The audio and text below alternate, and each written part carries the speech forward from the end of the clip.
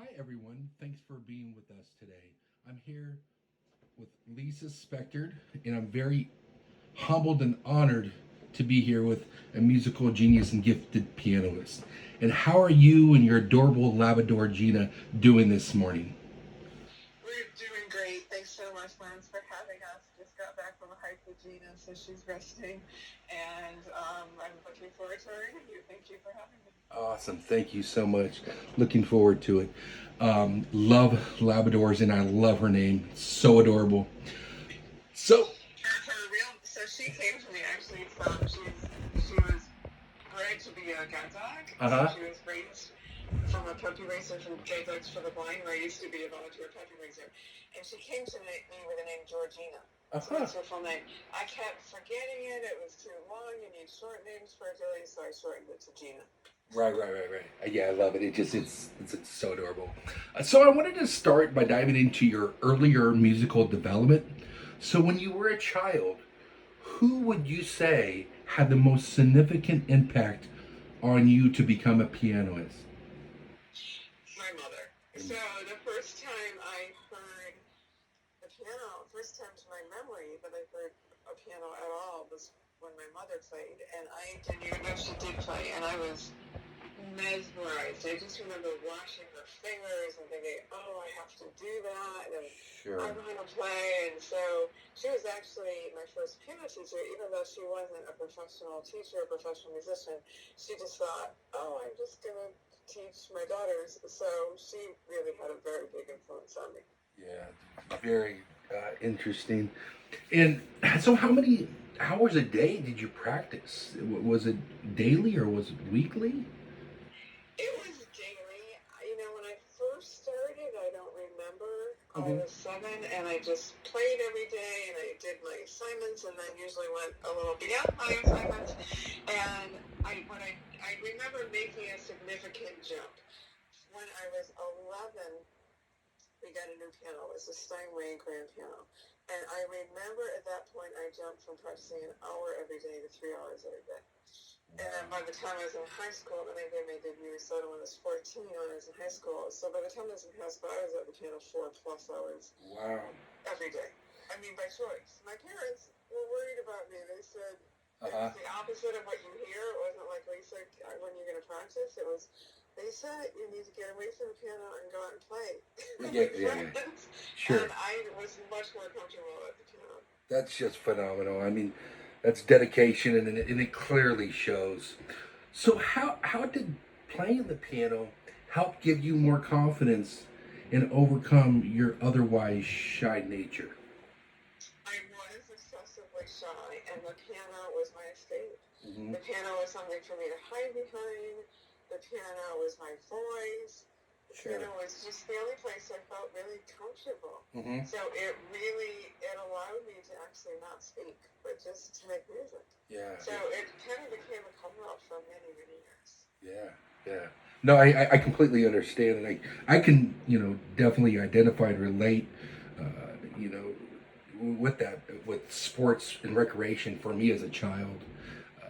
Definitely. So, Right. yeah, I mean, at what point did you decide that you wanted to go to Juilliard? I don't know how old I was, but I just remember being super focused on going to Juilliard. I just remember that was my only place I wanted to go. To me, and my naivety at the time, it was, well, if you're a serious pianist, you go to Juilliard. That, in combination with the other huge influence on my younger years was my piano teacher. My mother, I didn't stay with my mother as a teacher for long because she wasn't professional. She was good enough and had good enough ear to recognize my talent and knew I needed really good training. She found a really good teacher for me, and I ended up staying with Nancy Moore for all of my from 4th grade through graduating high school. Right. And, lessons were not an hour, they were a whole evening. They were, my mom would drop me off at 7 and we'd call her when it was like after 10 when it was time. Oh, wow. So it was a long time. And so Nancy had, Mrs. Moore, had another another student 2 years older than me, Steve Heyman. Mm-hmm. And everything Steve did, I did. So if he entered a competition when he was a sophomore, when I got to be a sophomore, I entered the competition. And whenever he won, I ended up winning 2 years later, where I was 2 years behind him. And so then when he auditioned and then got accepted and went to Juilliard, I was like, well, I'm going to do that. And then I went to visit him in New York City when he was at Juilliard. I just thought it was the coolest thing ever. I mean, it was Lincoln Center, and it was, piano students, so all they did was talk about piano. That was my world. So that was really my only choice. Yeah, I mean, after graduating from Juilliard, you became a professional classical pianist, traveled the world, and won many first prize honors in Chopin competitions. At what point did you decide that you wanted to use your cathartic and beneficial musical gift to help dogs? Well, I would say I didn't decide. I would say life decided for me. I think the best things in life happen synchronistically by what seem like chance experiences that when you look back and reflect back on years, they really aren't. There's just divine intervention of things that come to you. And I was, it was 2013, and I owned a music school in my town in Chaplain Bay, California. And I was teaching kids, like groups of kids, starting at age 4, through high schoolers and adults up to 88. And what I noticed is that they were very affected by classical music when I had classical music playing in the room when they didn't even know. I didn't tell them. So at the time, because I've always loved dogs and had a passion for helping dogs, and had done work in volunteering shelters and so forth, I was a volunteer. I was a new volunteer puppy raiser for guide dogs for the blind. And I had a 4-month-old puppy, Sanchez. And this had nothing to do with the dog, I thought at the time. It was just just synchronicity. But I went to study. I took some classes and studying the effects of certain kinds of classical music, certain what I call prescriptions of classical music, on kids.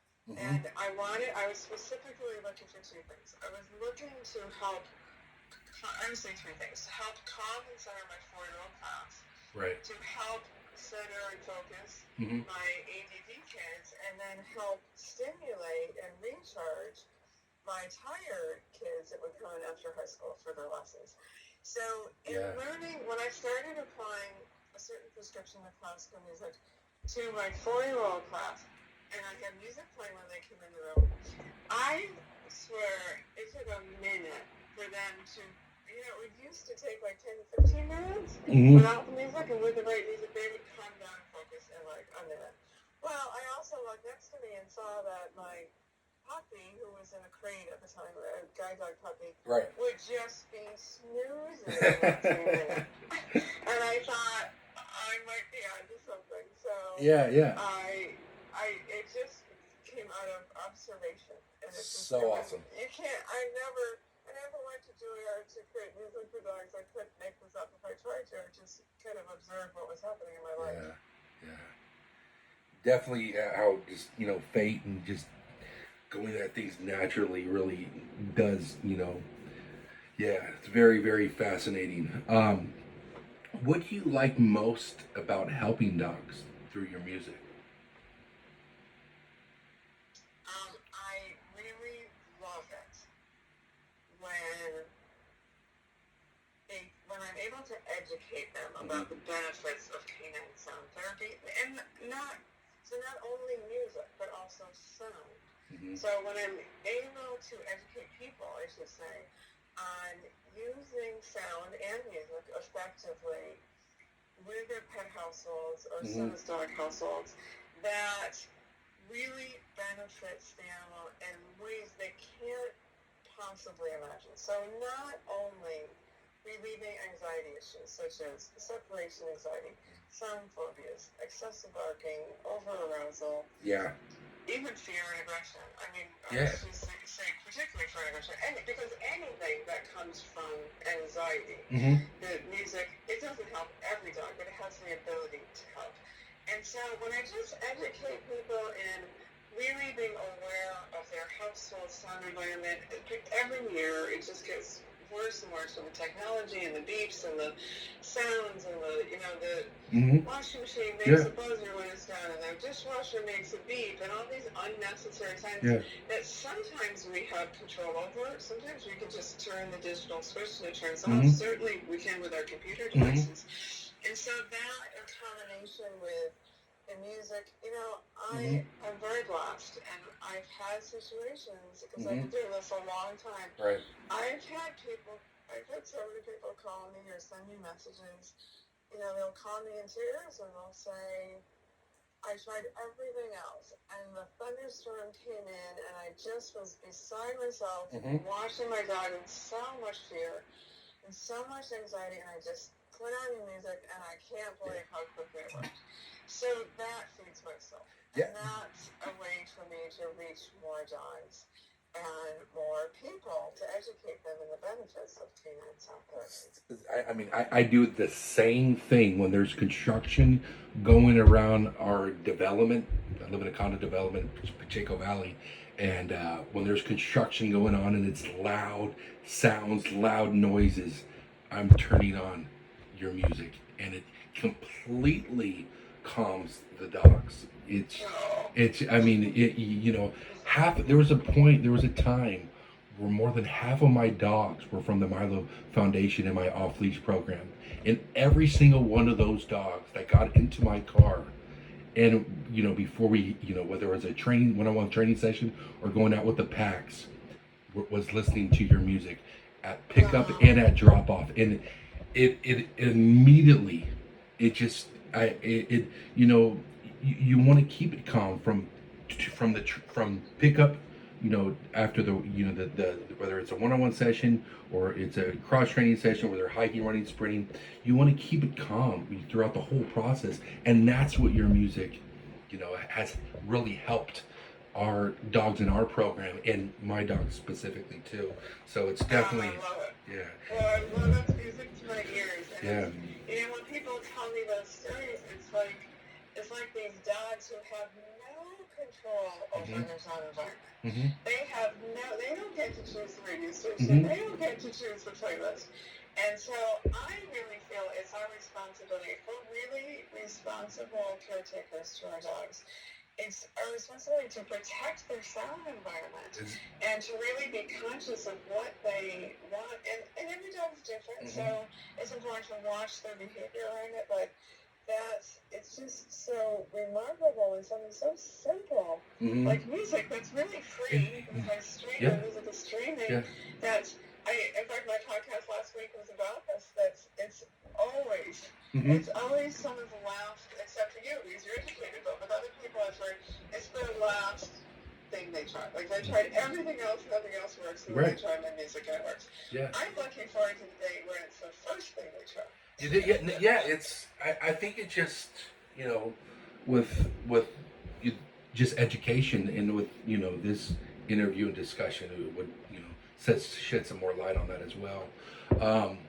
Why is that slower, soft, soothing music calms dogs more than music that has higher tempo, bass, and digital sounds?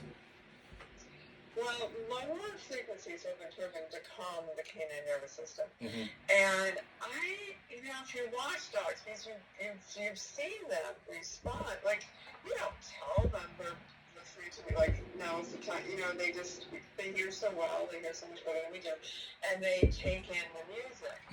And so when you watch the response, like, I get this feeling of like, oh, thank you, what relief. There's so much, not only man-made sound environments, but also nature too, and then construction, like you mentioned, but, fireworks and then thunder in some parts of the world and country. But also it's based on clinical testing. When I started this idea, when I had this idea in 2003, there was so little research. There was one study that I knew about with testing a variety of kinds of music in the shelter environment. That was done by Deborah Wells, who's an Irish behaviorist. But she did it when she was in San Francisco, the San Francisco SPCA in 2001. Since then, there's at least a dozen or more studies on that, and they're all slightly different. They all, because I think there's so many variables and so many, not all the time, but a huge majority of the time, classical music comes out as a winner in terms of calming dogs. Right. But the problem is that classical music is such a huge term. It's, you know, I've been studying classical music since I was 7. Sure. And it could be solo instrument that plays lower frequencies. It could be solo instrument like flute or violin that plays high frequencies. Yeah. It could be a 140-piece orchestra. It could be loud. It could be soft. There's so many variables. So to even say that classical music context, well, you have to get more specific than that. So Exactly. that's what I've been doing is curating. We can talk about this a little later, but curating the right prescription of classical music. But to more directly answer your question, it's just basically based on research of that lower frequencies calm the canine nervous system. Solo instruments, you know, so somewhat simpler solo instruments and slower tempi calm the canine nervous system. And that's really the critical difference, and it's so inspiring that you and other behavioralist scientists figured this out and have helped so many dogs in our community. Lisa, what's interesting to me is that I was so Susan Wagner, who's a veterinary neurologist, ran the original research study I was involved in, and I was talking to her recently. And we were talking about, you know, what hasn't been done yet would be so interesting. Research on what if someone plays music, and let's say it's classical. I mean, there's other music that can be calming also, but let's say it's classical. What if they have intentionality around playing it for calming dogs and relieving anxiety issues. Sure. So, for example, when I record, I've got a painting of my rest in peace dog, Sanchez, who did not make it as a guide dog, so he lived me for 14 years as my pet. And so I have a painting next to me of him. I've got a picture of Sanchez and Gina on the piano. I've got Gina breathing next to me. I finally gave up this last recording I did with Dog.com. I was trying to put her in another room because she just gets so relaxed and she starts snoring. And I was picking up on the microphone, and which I could not keep her in the other room because I loved her. She went, so finally I just gave up and said, you know what, if there's dogs snoring on this album, it's part of the picture. Yeah. No, it's in my flashy. When I play it, sometimes my flashy fawn boxer, he starts snoring, and you know my little white boxer, she doesn't snore that much. But my flashy fawn boxer, and that's the only time he really snores is when I play your calming music. So yeah. He's so adorable. I mean, he naturally has a pretty calm temperament, inside and outside the house. Lila has a pretty calm temperament inside and outside the house. But if there's construction, or if it's the 4th of July, or if there's some kind of loud noises that are going on, it's very important that we all, as dog owners, create calm environments to alleviate that fear, stress, anxiety, and phobias and stuff like that. Right. Particularly when it's a new sound. So even sounds like when I bring home a kitchen appliance that might have a beep after it. I noticed that when I had 2 dogs and a little sound like a water, electric water kettle. Yeah. And it beeps when it's done. And the first day, the dogs perk up and their ears are looking. Because dogs are always looking for. They're orienting the source of the sound, and they're trying to identify, is it safe? Yeah. Do I need to protect something? No, and so the first day they perk up, the second day they kind of open their eyes and look up. The third day they sleep through it because they've already determined, that's a safe sound. Even yesterday, I had I washed my shoes so much because of the COVID times.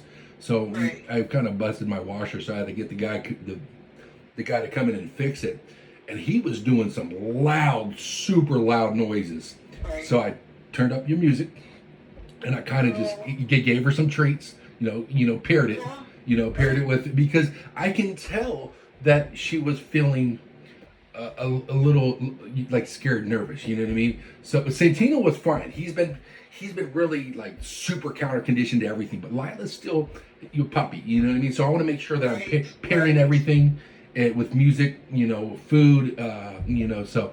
And I was able to, calm her down, and she was fine. But his drill that he was fixing the washer with was so loud. It was like a super firework. You know what I mean? So It's so great that you're educated as a trainer and you know this, and you educate your clients too. I'm sure, but it's so important for other people to know this, that there's in pairing it with a treat or playtime or whatever it is. It's like whatever reinforces an emotional response that all is good with the world. That's so important. And there's so much we can do preventively, because as you're talking about your puppy, I have noticed with my dogs who have been very fortunate with long lives, and they, there's some behaviors that come up in middle-aged years and seniors that weren't present when they're younger, and the more we can do preventively when they're younger, the more we're helping them as they mature. And just revisiting it and just keep, you know what I mean? Like I have two boxers, and we worked extremely hard to train Santino, and then we really focused on Lila. But I still, at Santino at 7 years old, I mean, he does underwater treadmill, he does cold laser therapy, but I still have to really revisit and reinforce those cues, whether he's still very fluid in his gait, his movement, on recall, whether it's, whatever it may be. So it's, it's, and Lila's, she's still kind of a puppy, but I really work hard on reinforced repetition with her on her cues and stuff like that. But we have to revisit things as our dogs get older, and because we shape those behaviors when they're younger, and we kind of proof them in a lot of different environments and settings. But then it can be, oh wow, they're doing exceptionally well. But no, we still need to reinforce it and to make sure that whether it's recalling a dog out near your yard or by your car or something like that, in a situation where whether the mailman or whatever it may be, someone coming up unexpectedly, to make sure they have a super rocket recall, but exactly. It's kind of like playing piano. It's like, just because I can play Chopin nature today, if I didn't practice it for a year, I'm not going to be able to play it next year. Exactly. Same thing. Sure, definitely. So, would you ever consider hosting an outdoor concert for dogs and their owners? I would love to host an outdoor concert for dogs and their people. Yeah. I have done, it's tricky because I want to play an acoustic piano, because that's more conducive to helping dogs calm than electric. And so it's a little tricky outdoors, but I have done in previous years, my most memorable one is an indoor concert in a very dog-friendly place. It was Doris Day, was such an animal supporter. One of her inns in Carmel, I think it was a Cypress Inn. And oh my God, there were so many dogs.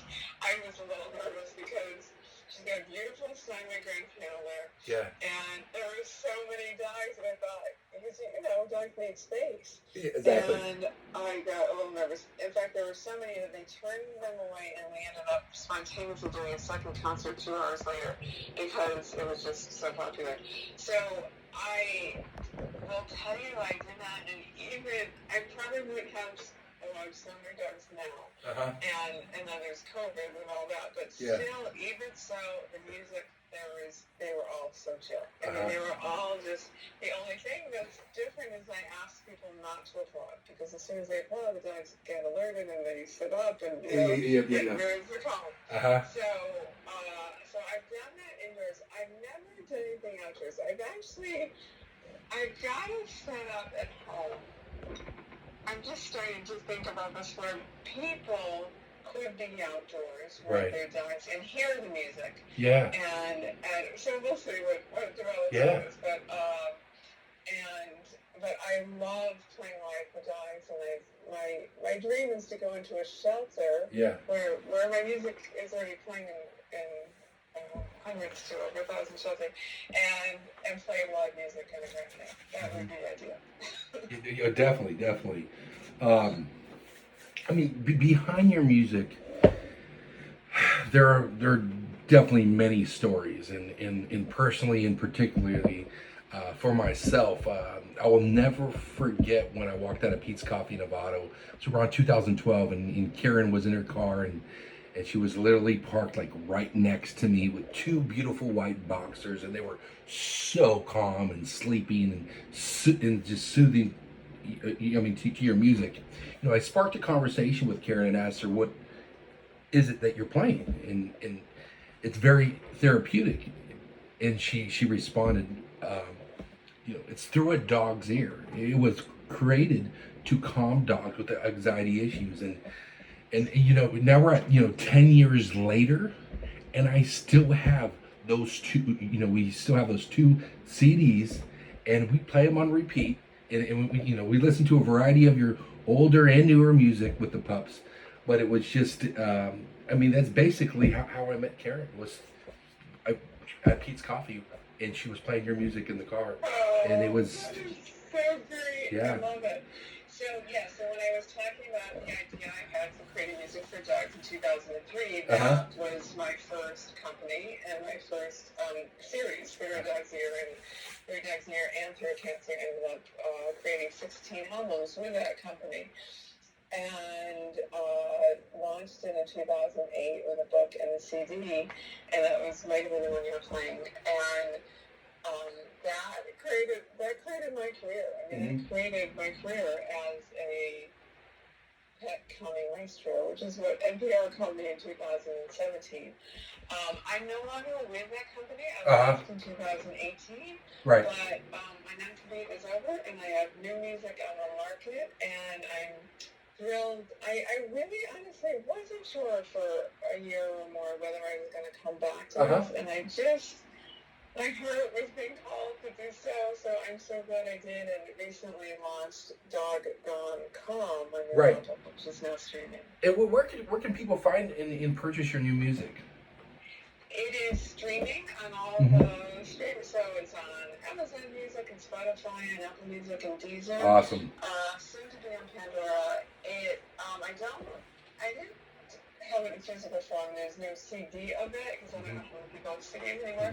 But it does. I do have a digital download of it if someone doesn't stream, and that is available on my website, which is my new company name, which is my Zen Pet. Right. Awesome.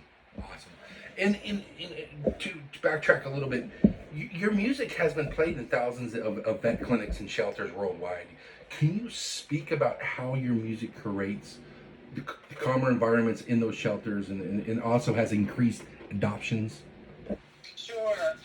Well, when I was with the company, one of my first projects was starting a music in shelters program, because I had done a lot of work, volunteer work in shelters, and I saw the stress that these dogs were under. And the music in shelters, I literally would sit there in the early years and myself just stuffing envelopes, putting CDs inside for free and shipping them to shelters, because I was one having conversations with shelter managers and noticing, hearing the results. And I'll never forget a call I received from a shelter manager in Ohio, and I want to say it was probably around 2012, and he called me in tears and he said, "Lisa, this is the first phone conversation I've ever been able to have this 10 years of managing the shelter, because I could never hear the person on the other end because the dogs were always barking. Your music is playing and no one's barking." Wow. And I want to tell you about this story of, I have to look, I forget the dog's name. It was named after a football player. And he said he's been here a year. and he finally got adopted because music is the first thing that has calmed him. So what happens is not only are dogs quieter when people are visiting, and then they're calmer, and who wants to adopt a dog with a lot of, over-arousal and excitement, and also the other thing is that because the music is very calming for people stay longer. Visitors stay longer. Exactly. And when they stay longer, then adoption rates increase. Sure.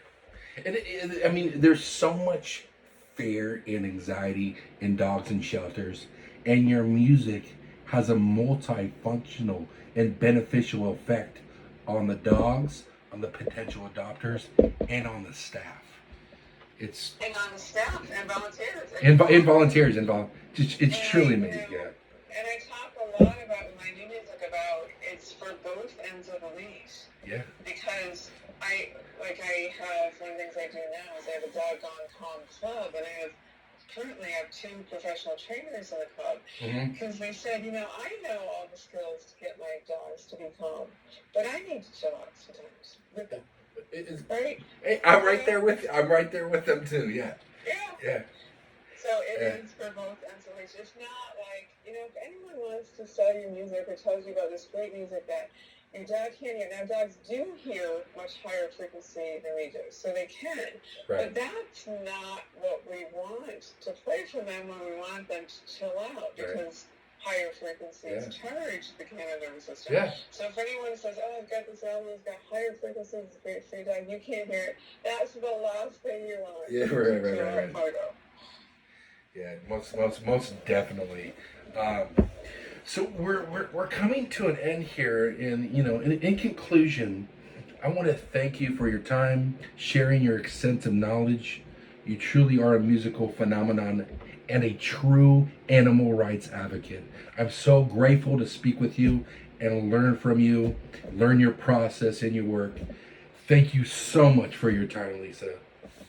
Well, it's my pleasure, Lance. I love getting the word out there, and I just love talking to educated trainers like yourself that have really used canine sound therapy and have been very aware. And just so your listeners know, I also have a podcast. So I have my Zen Pet is a podcast on all the podcast apps, and it's a short micro podcast, meaning generally 10 minutes or under. And on Mondays, we do a Monday meditation, which is a meditation you do with your dog or about pets. Also, I'm trying to include cats in there. Right. And on Fridays, it is all set to the music of Doggone Calm behind it. And then on Fridays is a Zen Pet training tip along with a music track from Doggone Calm.